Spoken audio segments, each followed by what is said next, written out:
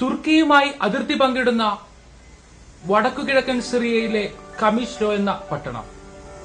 ഭൂരിപക്ഷവും മുസ്ലിം മതവിശ്വാസികളാണ്. ഇവിടുത്തെ പ്രദേശവാസികൾ ക്രിസ്ത്യാനികളും ഇവിടെ വസിക്കുന്നുണ്ട്. 24 വയസ്സുകാരനായ അബു സയ്യിദ് എന്ന ചെറുപ്പക്കാരൻ തന്റെ വിദ്യാഭ്യാസ ജീവിതത്തിന് ശേഷം ഒരു ജോലി സമ്പാദിക്കണമെന്ന ആഗ്രഹത്തോടെ നിൽക്കുകയാണ്. മാതാപിതാക്കൾ ചെയ്തു വരുന്ന ചോളകൃഷി കാര്യമായ സാമ്പത്തിക നേട്ടം ഉണ്ടാക്കിത്തരുന്നില്ല. പ്രദേശത്ത് തന്നെയുള്ള ഒരു ക്രിസ്ത്യൻ പെൺകുട്ടിയുമായി അബു സയ്യിദ് പ്രണയത്തിലുമാണ്. ഭാവിയിലെ നിർഭകിട്ടാർന്ന ജീവിതം സ്വപ്നം കണ്ടുകൊണ്ട് ജീവിച്ച സയ്യിദിന്റെ ലക്ഷ്യങ്ങളെ തകിടം മറിച്ചുകൊണ്ട് ആ വിളി എത്തി. വർഷങ്ങൾ നീളുന്ന ദുരിത ജീവിതത്തിന്റെ പടിവാതിൽ. നിർബന്ധിത സൈനിക സേവനം, ഇരുട്ടറയ്ക്കുള്ളിലെ കൊടിയ പീഡനങ്ങൾ, പട്ടിണി, അത് കരളലിയിപ്പിക്കുന്ന അതിജീവനത്തിന്റെ കഥയാണ്. മധ്യപൂർവ്വ ഏഷ്യയിലെ ചരിത്ര പ്രാധാന്യമുള്ള ഒരു രാജ്യമാണ് സിറിയ. ഫ്രഞ്ച് അധിനിവേശത്തിലായിരുന്ന സിറിയ 1930-ലാണ് ഒരു റിപ്പബ്ലിക്കായി പ്രഖ്യാപിച്ചത്. 1963-ൽ സിറിയയുടെ അധികാരം ബാഅത്ത് എന്ന പാർട്ടി പിടിച്ചെടുത്തു. സിറിയൻ സൈന്യത്തിൽ എയർഫോഴ്സ് ഉദ്യോഗസ്ഥനായിരുന്ന ഹാഫിസ് അൽ ആസാദ് ബാഅത്ത് പാർട്ടിയുടെ നേതാവാകുകയും 1970-ൽ സിറിയയുടെ പ്രസിഡന്റ് സ്ഥാനത്തേക്ക് എത്തുകയും ചെയ്തു. അന്നു മുതൽ സിറിയയിൽ ഏകാധിപത്യത്തിന്റെ ഇരുൾ മൂടുകയായിരുന്നു.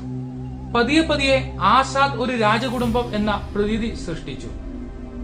പൊതുസ്ഥലങ്ങളിലെല്ലാം ഹാഫിസിനെ വാഴ്ത്തിപ്പാടുന്ന ചിത്രം വെച്ച പരസ്യങ്ങളും ഹാഫിസിന്റെ പ്രതിമകളും ഉയർന്നു. ഭരണ നേതൃത്വത്തിന്റെ എല്ലാ ഘടകങ്ങളുടെയും തലപ്പത്തേക്ക് ആസാദ് കുടുംബത്തിലെ അംഗങ്ങളെ നിയമിച്ചു. തന്റെ വാഴ്ചയ്ക്കെതിരെ ആരെങ്കിലും ചെറുവിരൽ അനക്കിയാൽ അവരെ അറുത്തുകൊന്നു. മുൻ പ്രസിഡന്റുമാരെ ഉൾപ്പെടെ വധിച്ച് ഹാഫിസ് ക്രൂരത കാട്ടി. ഹാഫിസിന്റെ അതിക്രൂരമായ ഏകാധിപത്യത്തിന് എതിരായി അവിടെ പ്രക്ഷോഭങ്ങൾ ആരംഭിച്ചു. വാഴ്ചയ്ക്കെതിരെ ശബ്ദമുയർത്തിയവരെ അതിക്രൂരമായ പീഡനങ്ങൾക്കും മൃഗീയ മരണത്തിനും ഏൽപ്പിച്ചു. മനുഷ്യ കശാപ്പുശാല എന്നറിയപ്പെടുന്ന കുപ്രസിദ്ധമായ ഒരു ജയിൽ അതിനായി സിറിയയിലെ ദമാസ്കസിൽ ഉണ്ടായിരുന്നു.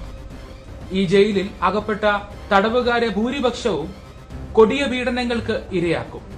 ഈ ജയിലിൽ അകപ്പെട്ട തടവുകാരിൽ ഭൂരിപക്ഷവും കൊടിയ പീഡനങ്ങൾക്ക് ഇരയായും പട്ടിണി അനുഭവിച്ചും മരിച്ചു.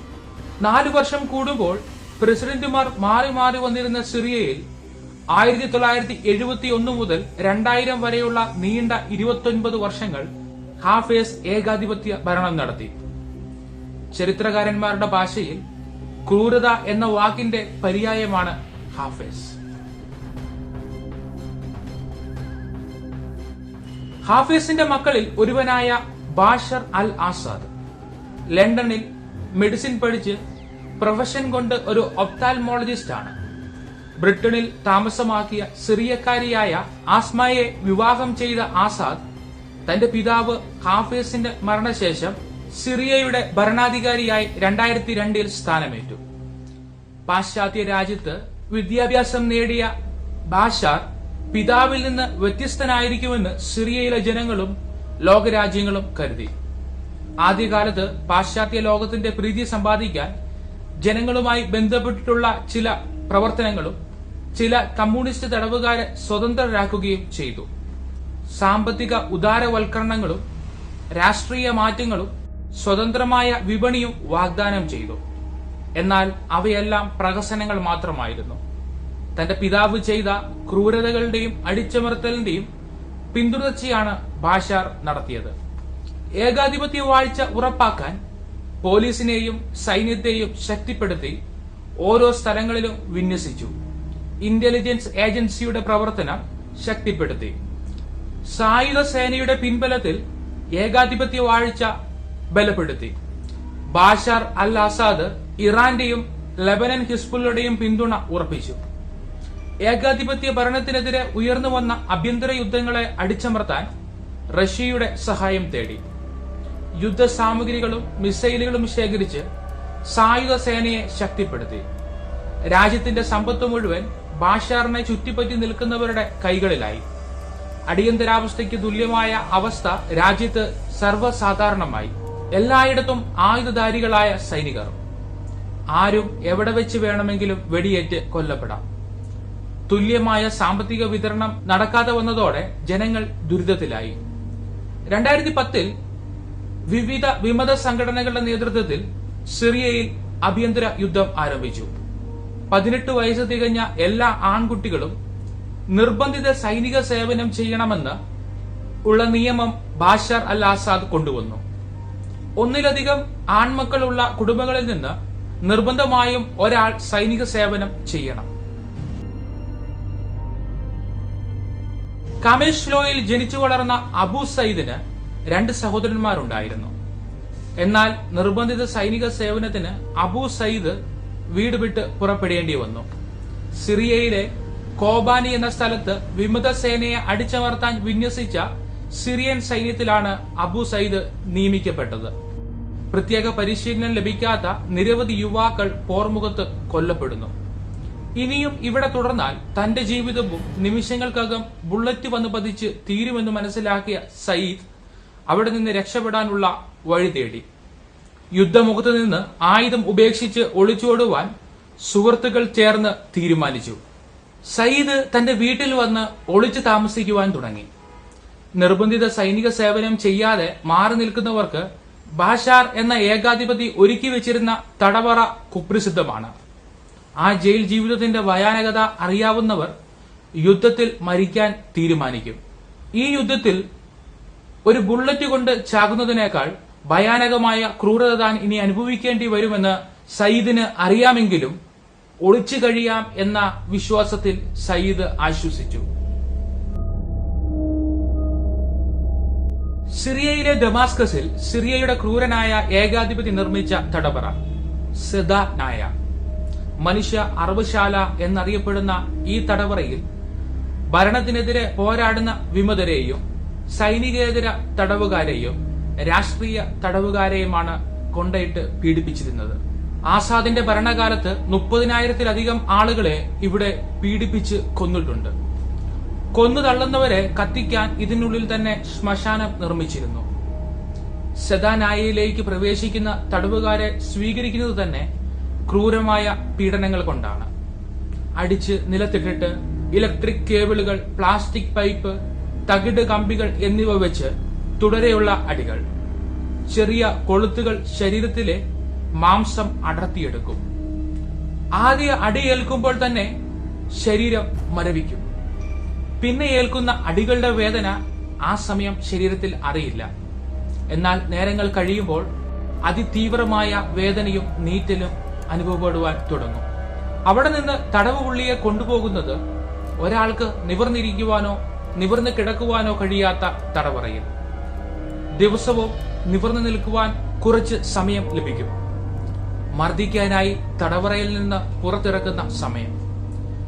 ദിവസം ഒരു തവണ മാത്രമാണ് ഭക്ഷണം നൽകുന്നത്. രക്തം പുരണ്ട ഭക്ഷണം. വെള്ളം നൽകില്ല. ഏകാധിപത്യ ഭരണത്തിനെതിരെ ഒരാൾ പോലും എഴുന്നേൽക്കാതിരിക്കുവാനും രാജ്യത്തെ ജനങ്ങളുടെ മേൽ ഭീതി ഉണ്ടാക്കുവാനും കൊടും പീഡനങ്ങൾ നടത്തുന്ന സെദാനായ തടവറ ഉയർത്തിക്കാട്ടി. എന്നാൽ ഇതിനിടയിലും സിറിയയുടെ പല ഭാഗങ്ങളിലായി വിമതർ ശക്തിപ്പെട്ടു. ഭരണകൂടത്തിനെതിരായി പ്രതിപക്ഷ സംഘടനകൾ എല്ലാം ചേർന്ന് ഒരു സഖ്യമുണ്ടാക്കി. സിറിയയിലെ ചില പ്രദേശങ്ങൾ ചില വിമത സംഘടനകൾ നിയന്ത്രണം ഏറ്റെടുത്ത് ബാഷാർ അൽ ആസാദിന്റെ ക്രൂര ഭരണത്തിൽ നിന്ന് സംരക്ഷിച്ചു. വിമത സംഘടനകൾ ആയുധങ്ങൾ ശേഖരിച്ചും അംഗബലം കൊണ്ടും സാവധാനം ശക്തിപ്പെട്ടു. വീട്ടിൽ ഒളിച്ചിരുന്ന അബു സയ്യിദ് മാതാപിതാക്കൾക്കും സഹോദരങ്ങൾക്കുമൊപ്പം കാർഷിക നിലത്ത് ജോലികൾ ചെയ്യുവാൻ തുടങ്ങി. ജീവിതം സാധാരണ നിലയിൽ പോകുന്ന സമയം ഒരു ദിവസം അപ്രതീക്ഷിതമായി അത് സംഭവിച്ചു. സൈന്യത്തിൽ നിന്ന് ഒളിച്ചോടിയ സയ്യിദിനെ തേടി പോലീസ് എത്തി. കോടതിയോ മറ്റ് നിയമരക്ഷാ സംവിധാനങ്ങളോ ഇല്ല.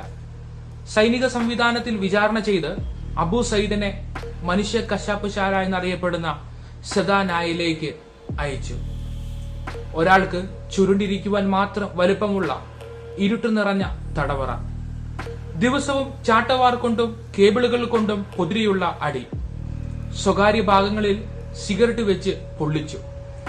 ദിവസം ഒരു തവണ ഭക്ഷണം, ഒരു പിടി ഉരുളക്കിഴങ്ങും ഒരു കഷ്ണം റൊട്ടിയും, കുടിക്കുവാൻ വെള്ളമില്ല. അങ്ങനെ കുറച്ചുനാൾ കഴിഞ്ഞപ്പോൾ 10 തടവുകാരെ ഒരുമിച്ചിടുന്ന ഒരു കുടിസുമുറിയിലേക്ക് സയ്യിദിനെ മാറ്റി. കൂടെ 9 പേർ ഉണ്ടെങ്കിലും അവരോടൊന്നും സംസാരിക്കുവാനുള്ള സ്വാതന്ത്ര്യമില്ല.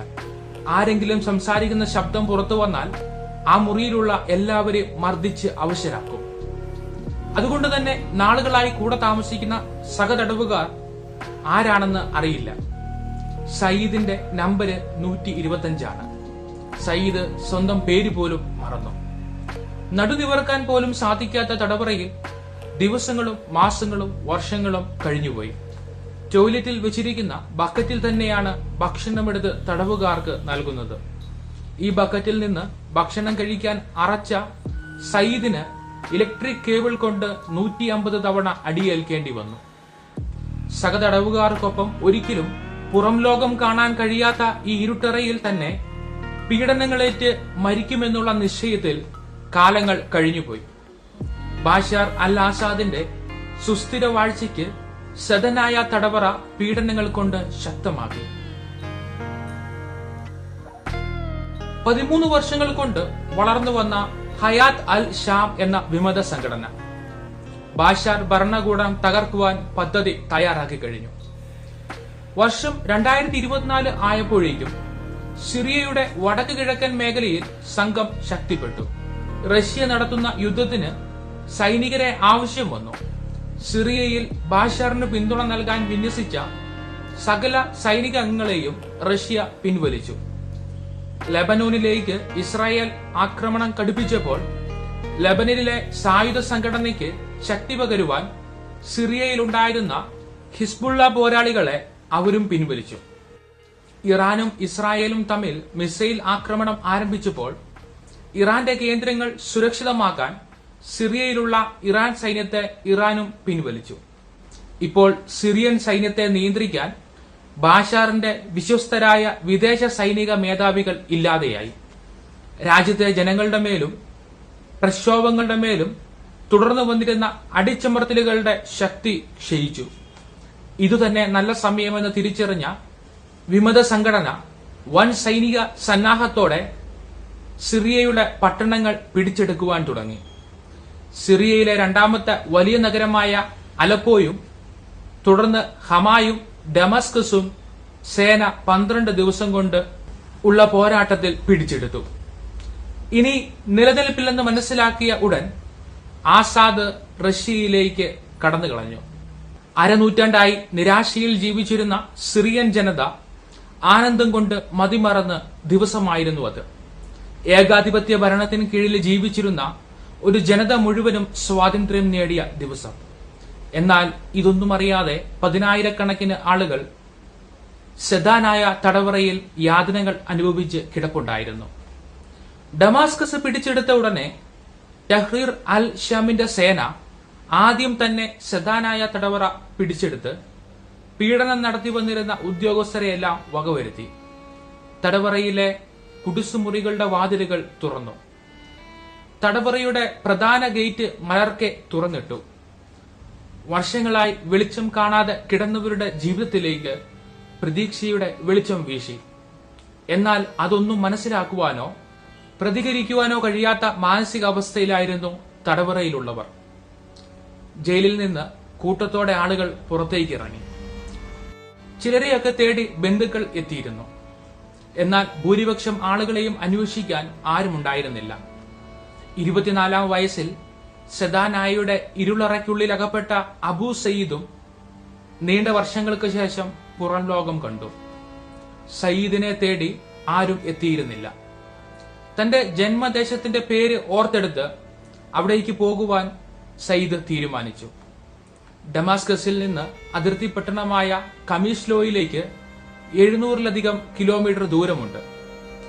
ബസ്സിലും നടന്നും ദീർഘദൂരം ദിവസങ്ങളെടുത്ത് യാത്ര ചെയ്ത് കമിസ്ലോ പട്ടണത്തിലെത്തി. തന്റെ വീട്ടിലേക്ക് ദീർഘദൂരം നടന്ന് ഒരുവിധം സയ്യിദ് വീട്ടിലെത്തിച്ചേർന്നു. വീട്ടിൽ ഒരു സഹോദരൻ താമസിക്കുന്നുണ്ടായിരുന്നു.